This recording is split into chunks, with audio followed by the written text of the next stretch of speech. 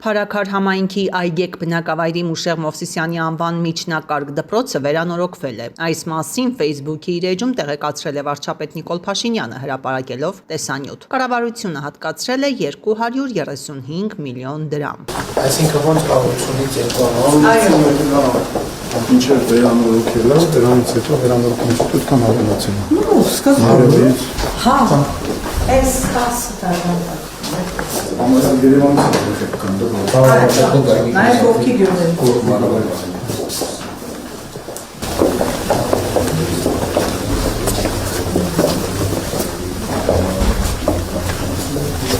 Գյուղում միակ դպրոցն է։ Այո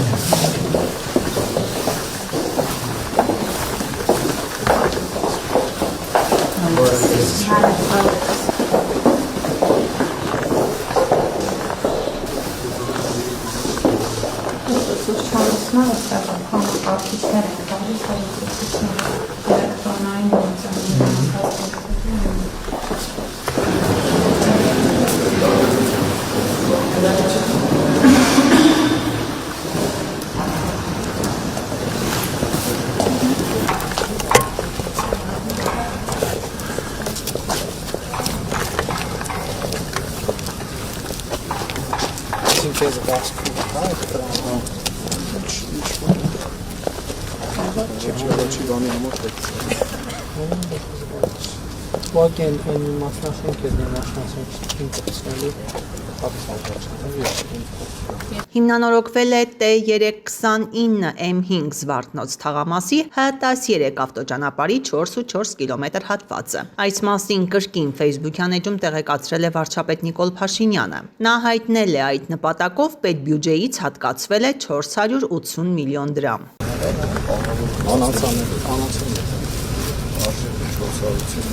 Մոտավորապես մի 20 տարի անանցանելի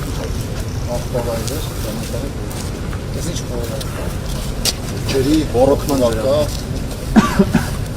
Ռանջպարի պոմպակյանից մղում է դեպի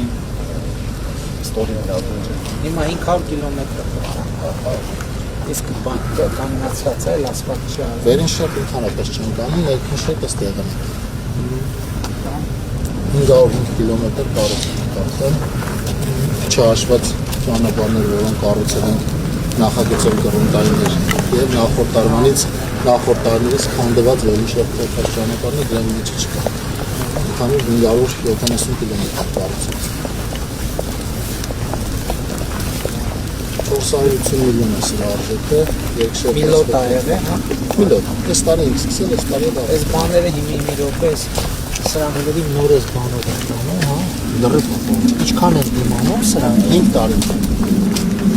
Հիմնականում Մեղրու, Լեռնանսկ, Լծենի ճանապարհը հատվածներն է, Սիսիան։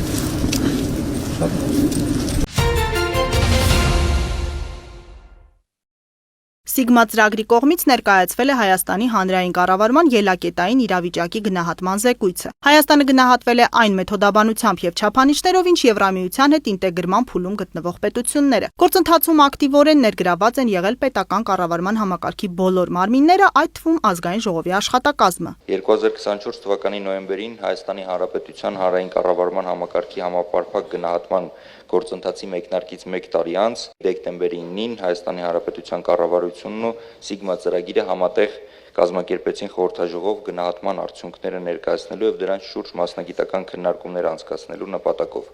որոնք վստահ եմ ուղենիշային կլինեն հանրային կառավարման բարեփոխումների նոր ռազմավարության մշակման համար։ Դավիթ Հարաքելյանի խոսքով խորհրդարանական կառավարման համակարգ ունեցող երկրներում, այդ թվում Հայաստանում օրենսդիր մարմինը մշտապես բարեփոխումների կիզակետում է։ Զեկույցի գնահատման չափորոշիչները, հանրային կառավարման ոլորտում մեր երկրի առաջընթացն ու մարտահրավերները ներկայացվել են ազգային ժողովի մշտական հանձնաժողովներին։ Օրենքների հասանելիությունը շատ բարձր է։ Հայաստանը ես կասեի չեմպիոն է այն երկրների շարքում, որոնց մենք գնահատել ենք, որովհետև բոլոր օրենքները, կանոնակարգերը, որոնք ընդունված են կառավարության կողմից, նույնիսկ նախարարի որոշումներն անվճար առցանց հասանելի են։ Այսպիսով Հայաստանը լավ օրինակ է ծառայում։ Հայաստանի կառավարման համակարգը եւ ուժեղ եւ թույլ կողմեր ունի։ Ուժեղ կողմերից մեկը թվայնացման գործընթացներն են, թափանցիկությունը։ Մյուս կողմից էլ թույլ կողմեր ունենք քաղաքծառայության ոլորտում։ Մեր առաքելությունը հանրային կառավարման բարեփոխումների ուղղությամբ աշխատանքն է։ Մեր մանդատի շրջանակում շարունակելու ենք աջակցել ոլորտի զարգացմանը։ Ծրագրի ղեկավարը դրական է գնահատել Հայաստանի ազգային ժողովի աշխատանքը, նշել, որ օրենսդրական աշխատանքները թափանցիկ են, խորհրդարանը հետևում է կառավարության գործունեությանն ու գնահատում։ Գրեգոր Վիրանտի խոսքով իրենք այժմ աշխատում են Եվրամիության թեկնածու 8 եւ Եվրոպական հարևանության անդամ 9 երկրի հետ։ Թեև Հայաստանը Եվրամիության թեկնածու երկիր չէ, բայց գործընկերությունը Եվրամիության հետ եւ եվրաինտեգրման ձգտումները շատ ավելի ուժեղ են, քան այլ հարևան երկրներում։ Մեր ցուցանիշները որոշ ոլորտներում, որոշ պետություններից ավելի լավ արդյունք ունենք, ինչպես օրինակ թափանցիկությունը, այդտեղ բացարձակ առաջատար ենք, նույնիսկ մյուս թեկնածու պետություններից առաջատար ենք, խորհրդակցությունների տևողությունը, դրանց ներառականությունը, որակը, այս առումով էլի առաջատար ենք։ Եվրամիության պատվիրակությունը պատրաստ է աջակցել Սիգմայի աշխատանքներին, հավաստիացրել է Եվրամիության պատվիրակության ղեկավար դեսպան Վասիլիս Մարագոսը։ Թեմատիկ քննարկումների ու հարցուպատասխանի ձևաչափում անդրադարձ է եղել հանրային կառավարման ոլորտում պետական ֆինանսների կառավարման, ծառայությունների թվայնացման, հանրության հետ արդյունավետ հաղորդակցության թեմաներին։ Հանրային ծառայության գրավչության առումով էլ քննարկվել են պետական կառավարման ոլորտի աշխատակիցների աշխատավարձերի վերանայման հնարավորությունները։ Առանցքում են եղել եվրաինտեգրման գործընթացին առնչվող հարցերը։ Իմպլեմենտացիայի փուլում են որոշակի խնդիրներ նկատել, ընդունված օրենքների կիրառման համար անհրաժեշտ ենթաուրեցական ակտերի որոշակի, այսպես համակարգում որոշակի խնդիրների հետ գործ ունենք, եւ մենք բնականաբար հաշվի կառնենք այս բոլոր դիտողությունները, ընդհանուր կարծում եմ, որ շատ արդյունավետ հետազոտություններ, շատ ինֆորմատիվ եւ մենք իրենց հետ կշարունակենք այս նույն ոգով աշխատել։ Առաջիկայում մեկնարկելու են հանրային կառավարման բարեփոխումների նոր ռազմավարության մշակման աշխատանքները, հիմքում ունենալով այս զեկույցի առաջարկները։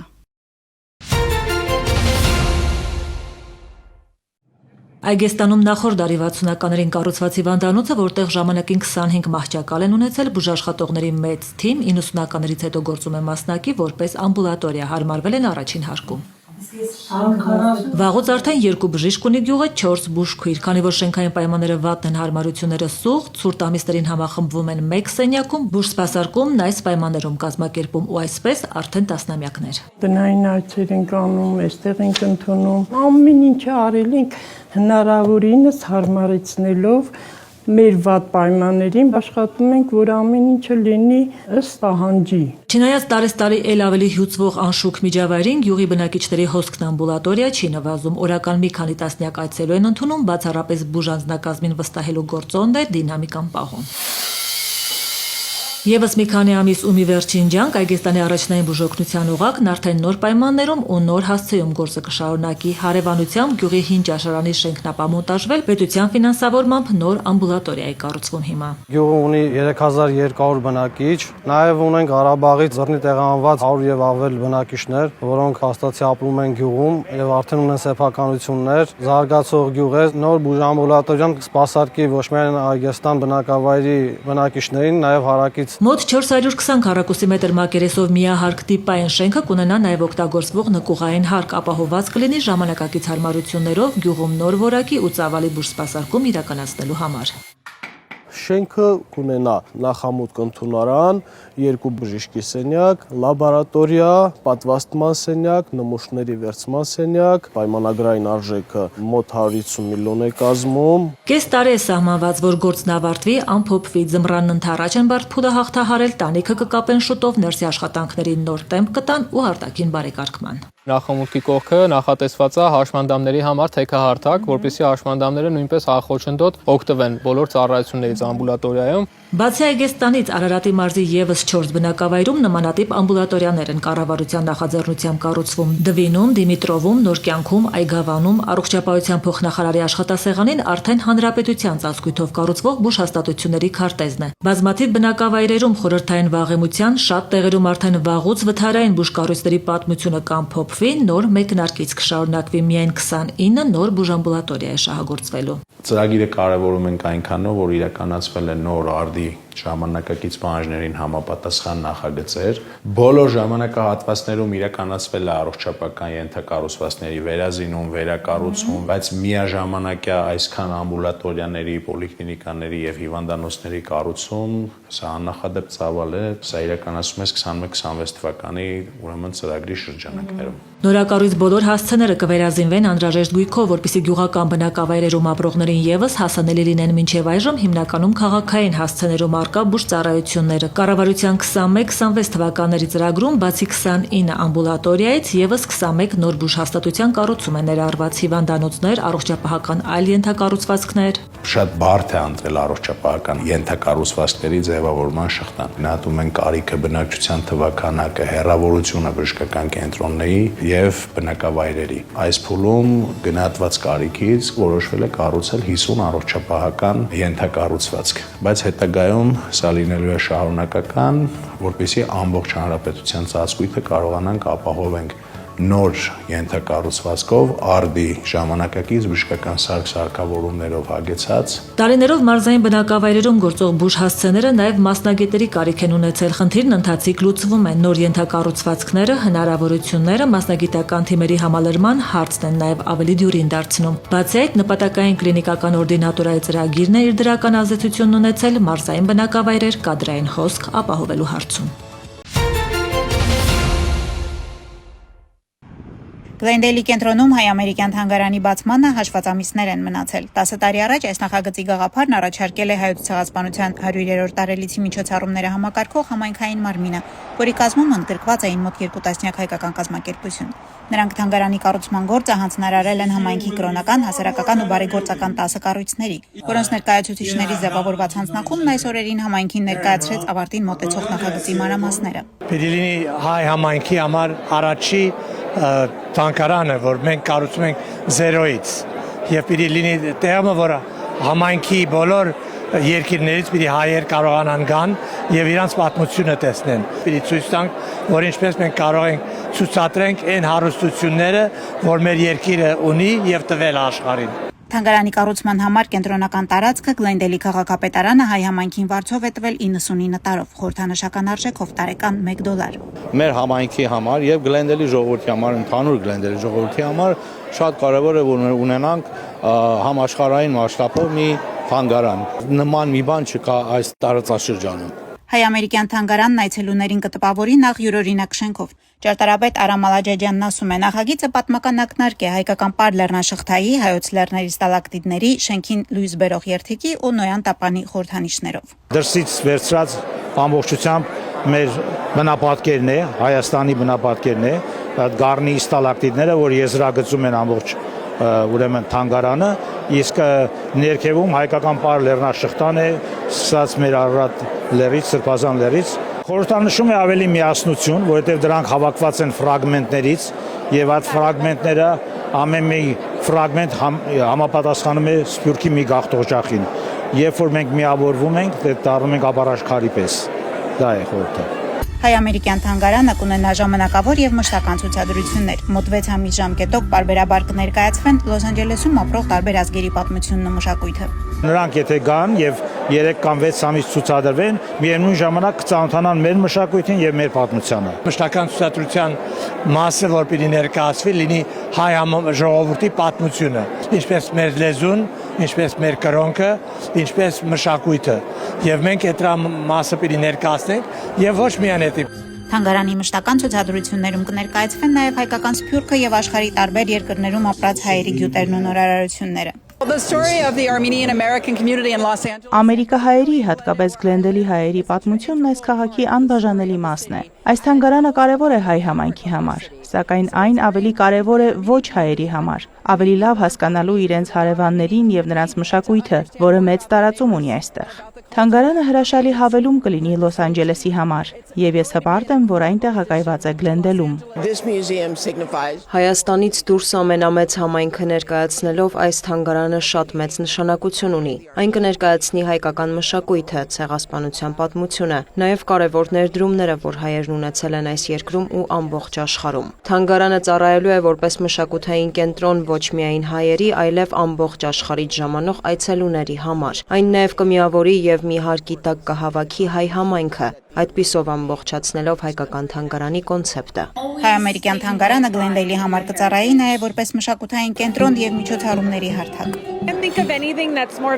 Չեմ էլ կարող փոխանցել, թե որքան կարևոր է հայ-ամերիկյան թանգարանը, վայր, որտեղ մեր երեխաներն ու նրանց երեխաները կարող են գնալ ու սովորել մեր համայնքի ու մշակույթի մասին, որը կպահպանի մեր ժառանգությունը։ Կարծում եմ, սա Լոս Անջելեսի հայ համայնքի տարիներ ի վեր իրականացրած ամենակարևոր նախագծերից է, եթե ոչ ամենակարևորը։ Հայ-ամերիկյան թանգարանի կառուցումն արժեցել է մոտ $100 միլիոն, ծախսի մեծ մասը հոգացել են ամերիկահայ անհատ նվիրատուները, $20 միլիոն նվիրաբերել է Կալիֆոռնիա նահանգը, $1 միլիոն նվիրել են ամերիկյան կառավարությունը եւ Լոս Անջելեսի մարզը։ Պատասխանատուները խոստանում են, թանգարանը դռները կբացի 2027 թվականի սկզբին։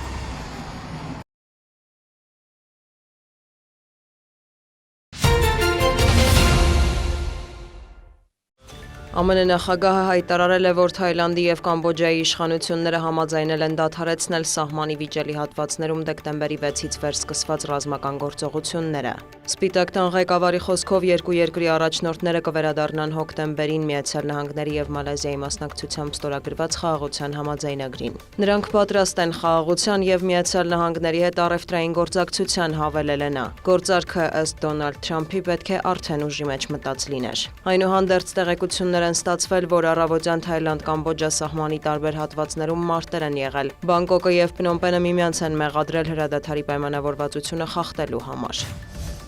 Դոնալդ Թրամփն անդրադարձել է նաև ռուս-ուկրաինական պատերազմին, համոզմունք հայտնել, որ հակամարտության խաղաղ կարգավորման գործում մեծ առաջընթաց է գրանցվել։ ԱՄՆ նախագահը հավելել է, կարծում էր, որ Կիևի եւ Մոսկվայի հետ կհաջողվի ավելի արագ համաձայնության հասնել։ Պատասխանելով լրագրողների հարցին, ինչ է ենթադրում Դոնբասում ապառազմականացված ազատ տնտեսական գոտին, որի առաջարկով հանդես էր եկել ամերիկյան կողմը, Թրամփը պատասխանել է. իրավիճակը շատ բարդ է, բայց այդ գաղափարը կարող էր աշխատել։ Ավելի վաղ Վոլոդիմիր Զելենսկին հայտնել էր, որ ըստ Միացյալ Նահանգների կարգավորման շրջանակում Ուկրաինայի արևելքում հարկավոր է ստեղծել ապառազմականացված գոտի, սակայն թե ով պետք է վերահսկի այդ տարածքը, Ռուսաստանը թե Ուկրաինան, Վաշինգտոնը չի հստակեցրել։ Ուկրաինայի նախագահը հավելել է, որ այժմ բանակցային գործընթացում ամենաբարդը տարածքների հարցն է, նա չի բացառել, որ այն կդրվի հանրաքվեի։ Զելենսկին նաև նշել է, որ այժմ աշխատում են պատերազմը դադարեցնելու եւ Ուկրաինայի համար անվտանգության երաշխիքներ ստանալու ուղղությամբ։ Այդ հարցում գործակցում են Եվրոպայի եւ Միացյալ Նահանգների հետ։ Կիևից հայտնել են, որ Ռուսաստանի զինված ուժերը հրթիռային հարված են հասցրել Օդեսայի մարզին, ինչի հետևանքով վնասվել է Չեռնոմորսկի նավահանգստում գտնվող քաղաքացիական նավերից մեկը։ Վոլոդիմիր Զելենսկին մեղադրել է Մոսկվային հակամարտության կարգավորման դիվանագիտական գործընթացները խափանելու համար։ Հաղորդվում է, որ նավը պատկանել է թուրքական ընկերության, տեղեկություններ կան տուժածների մասին։ Թուրքիայի ԱԳՆ-ն մտահոգություն է հայտնել, որ Ռուսաստանի եւ Ուկրաինայի միջև պատերազմը լուրջ վտանգ է ներկայացնում Սև ծովում նավագնացության անվտանգության համար։ Անկարան կոչ է արել դադարեցնել ռազմական գործողությունները։ Նոյեմբերի վերջից ի վեր ուկրաինական կողմն էլ Սև ծովում թիրախավորել է Ռուսաստանի ստվերային նավատորմի 3 տանկեր։ Վլադիմիր Պուտինը հայտարարել է, որ կարող է Ուկրաինան կտրել ծովից։ Եմեն որոշել է անժամկետ սառեցված պահել արևմտյան պետություններում գրանցված ռուսական ակտիվները։ Այսուհետ եվրոպական կողմը ստիպված չի լինի կես տարին մեկ քվեարկել ակտիվների սառեցումը երկարաձգելու համար։ Եվրահանձնաժողովին տրված արտակարգ լիազորությունները թույլ են տալիս սառեցնել 210 միլիարդ եվրոյի ռուսական պետական ակտիվներն այնքան ժամանակ, քանի դեռ Մոսկվան փոխհատուցում չի վճարել Կիևին։ Ավելին նշվել է, որ որոշումը կայացվել է ԵՄ երկրների մշտական ներկայացուցիչների շատ հստակ մեծամասնության կողմից։ Նոր մեխանիզմը փաստացի զրկում է Հունգարիային եւ Ռուսաստանի բարեկամ մյուս կառավարություններին հակառուսական պատժամիջոցների երկարաձգումը խոչընդոտելու հնարավորությունից։ Հունգարիայի վարչապետ Վիկտոր Օրբանը քննադատել է այս որոշումը։ Ռուսաստանի կենտրոնական բանկն այն որակել է անօրինական։ Եվրոպական խորհրդից նախազգուշացրել են, քանի դեռ Ռուսաստանը շարունակում է Ուկրաինայի դեմ պատերազմը, Մոսկվայի նկատմամբ ճնշումը չեն թույլատնելու։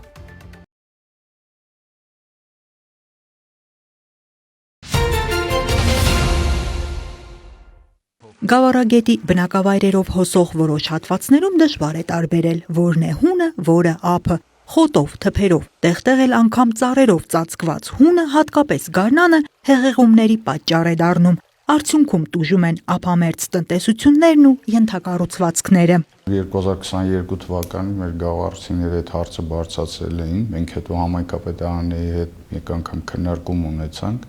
եւ իրեն գրավոր դիմեցին մեզ, որպեսզի մենք միջնորդենք, որ կարողանանք այդ ծրագիրը գավառագետի հունի մաքրման ու ամրացման աշխատանքներ իրականացնենք։ Պայմանավորվեցինք, որ համայնքապետարանը նախագիծ ձեռք կբերի եւ կփորձենք կառավարության միջոցներով, պետբյուջեի միջոցներով այդ ծրագիրը իրականացնել։ 2024-ին Գավառի համայնքապետարանը սկսեց Գավառագետի Գեղարքունիք գյուղից մինչև Նորատուս ընկած հատվածում առկա խնդիրների գույքագրումը։ Դրա հիման վրա արդեն 2025-ին պատրաստ էին գետի հունի մաքրման եւ ամրացման աշխատանքների նախագծանախահաշվային փաստաթղթերը։ Համայնքի ղեկավարը կարողացավ ներկայացնել հիմնախնդիրը, որից հետո արդեն պարոն Սարգսյանի միջամտությամբ այն ներկայացվեց ավելի վերինացիաներ, ջրային կոմիտե, տարածքային կառավարման եւ ենթակառուցվածքների նախարարություն եւ յուրախություն մեզ Գավառագետի մաքրման ծրագիրը ֆինանսավորվելու 2026 թվականի պետական բյուջեի միջոցներով եւ այդ նպատակով հատկացվել է 464 միլիոն 964 հազար 230 Հայաստանի Հանրապետության դրամ։ Պետական միջոցներով իրականացվելիք ծրագիրը մաքրման աշխատանքներից զատ ներառելու է նաև ենթակառուցվածքների վերականգնում եւ բարեկարգում, լուծելու է բնապահպանական մի շարք խնդիրներ։ Օրինակ Գեղարքունիք լանջախբյուր, որ ձգվում է շուրջ 3 կիլոմետր երկարությամբ հատվածն է, պետք է գետի մաքրում իրականացնել, վթարային մեկ կամուրջի վերականգնում, գետից ծառերի հեռացում իրականացնել, վնասված եւ փլուզված ափապաշտպան հենապատեր կառուցել, հաջորդը օրինակ Լանջախբյուր Սարուխան շուրջ 1.5 կիլոմետր, այսինքն մենք քարտեզագրել ենք բնակավայրերի միջև եղած գետի ամբողջ երկայնքով խնդիրները եւ այդպես շարունակ։ Յուրաքանչյուր տարի վաղ գարնանը Գավառագետի հունի մաքրման աշխատանքները կրել են տեղային բնույթ եւ վարարումների դեմն առնելու ժամանակավոր միջոց են եղել միայն։ 2026-ին մեկնարկելիք ծրագիրը համապարփակ լուծում կտա խնդրին։ Համայնքապետարանի հետ միասին մեկ ամբողջական նախագիծ ենք իրականացրել, որ մեկընդվիշ լուծենք այդ հարցը։ Իհարկե հետագայում եւս պետք կլինի մաքրման աշխատանքներ իրականացնել, բայց հուների ամրացման ու մաքրման աշխատանքը այս պահին առաջիկա տարիների համար մեզ բավականին լավ արդյունք կտա։ Նախագծով նախատեսված հիմնական աշխատանքների ավարտին անհրաժեշտության դեպքում գետի տարբեր հատվածներում կտեղադրվեն նաև աղբորսիչներ։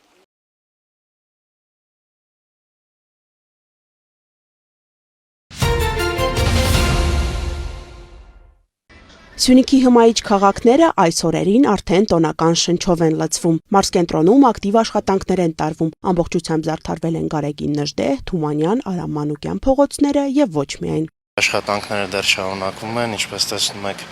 տոնածառը դեռ վերջնական տեսքի չենք բերել, բայց այս տարի փորձել ենք նոր տեսք տալ մեր տոնածառին, պետք է տեղադրվեն թվերը 2026 Պետք է նաև զարդարենք Շինարաններ փողոցը, Հալիձոր եւ Բաղաբերդ փողոցները նույնպես։ Նախորդ տարիներին ձեռք բերվածներն ենք փորձում օգտագործել, այս տարի մոտավորապես ծախսվել է 4 միլիոն 500 հազար ամանորյա զարդարանքին։ Բնականաբար ավանդույթը չենք խախտում եւ այս տարի նուհեր այցելող բոլոր երեխաներին պատրաստել ենք ամանորյա տոպրակ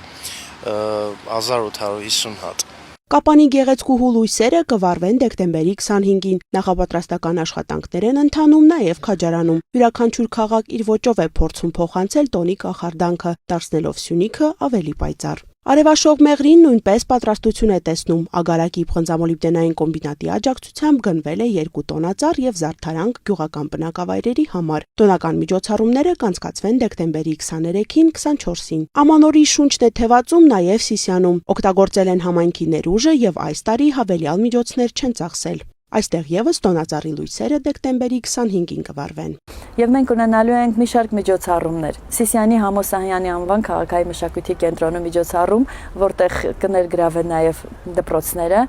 ինչպես նաև նախադպրոցական ուսումնական հաստատություններում, ավելի քան 24 մանկապարտեզներում բարձր տրամադրություն, ամանորյա միջոցառումներ, ամանորյա փաթեթներ համայնքի ղեկավարի եւ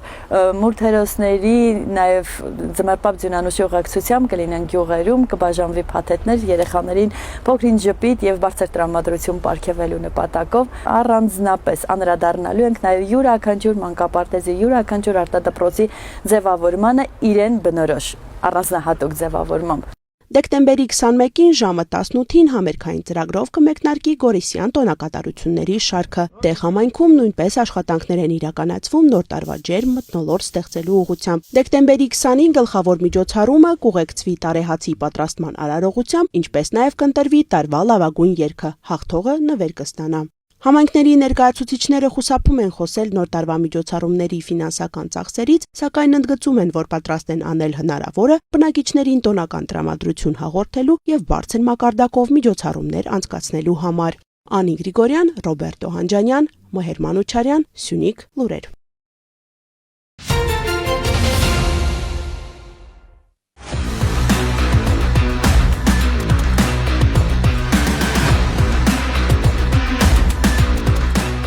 Ջրային ռեսուրսներն ու կենսաբազմազանությունը Հայաստանի համար ռազմավարական նշանակություն ունեն եւ շատ կարեւոր է, որ դրանց պատշաճ պահպանությունը քաղաքացիների պատասխանատու հանձնառությունը լինի։ Նոյեմբերի 20-ից փետրվարի 1-ը պայմանավորված Սիգի ձևադրման ժամանակաշրջանով խստիվ արգելվում է Սևանալճում Սիգի արդյունագործական որսը։ Ապօրինի ձկնորսության դեպքերը կանխելու նպատակով Գեղարքունիքի մարզի գումարտակի ջրային պարեկները շրջակա միջավայրի նախարարության էկոպարեկային ծառայության աշխատակիցների հետ համատեղ դեկտեմբերի 5-ից Սևանալճում եւ հարակից տարածքներում ակտիվացրել են հսկողությունը, ինչի արդյունքում հայտնաբերել են ձկնորսական ցանցեր եւ ձկնագողության դեպքեր։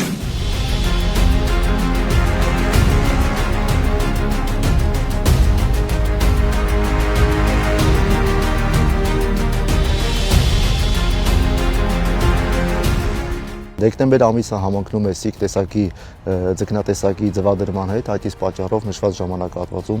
Սիգի որսը արգելված է։ Իրականացնում ենք մի շարք կանխարգելիչ միջոցառումներ։ Հանրային իրավագիտակցությունը բարձրացնելու նպատակով ջրային պարեկները ձկնորսությամբ զբաղվող քաղաքացիների շրջանում նախապես իրականացրել են իրազեկումներ, բացատրական աշխատանքներ։ Էկոպարեկային ծառայության հետ բացի լճի վրա իրականացնում ենք նաև ափամերձ հատվածներում ծառայություն, հսկողությունը ուժեղացրել ենք հատկապես լողամիջոցների դուրսբերման նկատառումներով, ինչպես նաև որսամիջոցների, որսագործիքների դուրսբերման նպատակով։ Իրավախախներին հայտնաբերելու ուղղությամբ շուրջօրյա ծառայություն իրականացվում կիրառելով նաև անօդաչու թռչող սարքեր։ Ջրային պարեկներն ու էկոպարեկային ծառայության աշխատակիցները հորդորում են ռիսկի չդիմել, ցանկացած իրավախախտ հայտնաբերվելու եւ պատասխանատվությանը ենթարկվելու։ Համագործակցում ենք ջրային պարեկների հետ։ Միասին շատ արդյունավետ աշխատանք է իրականացվում։ Արդեն Սևանա լճի տարբեր հատվածներից հայտնաբերվել են քողարկված 1 տասնյակից ավել լողամիջոցներ, որոնք տեղափոխվել են հատուկ պահպանվող տարածք,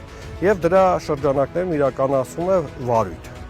Ձեռնարկված միջոցառումների արդյունքում ոստիկանության ծառայողների կողմից դեկտեմբերի 4-ից 8 ընկած ժամանակահատվածում ապօրինի ձկնորսության մի շարք դեպքեր են բացահայտվել։ Մասնավորապես Տավուշի մարզի պարեկները Սպիտակ քաղաքի բնակչի մեքենայում հայտնաբերել են ապօրինի որսած 210 սիգ։ Ապօրինի ձկնորսության դեպքեր են հայտնաբերել նաև ջրային պարեկները։ Սևան Մարտունի Գետապ ճանապարհին Նորատուս գյուղի բնակչի մեքենայում հայտնաբերվել է 154, իսկ Սևան քաղաքի բնակչի մեքենայում 82 ապօրինի որսած սիգ։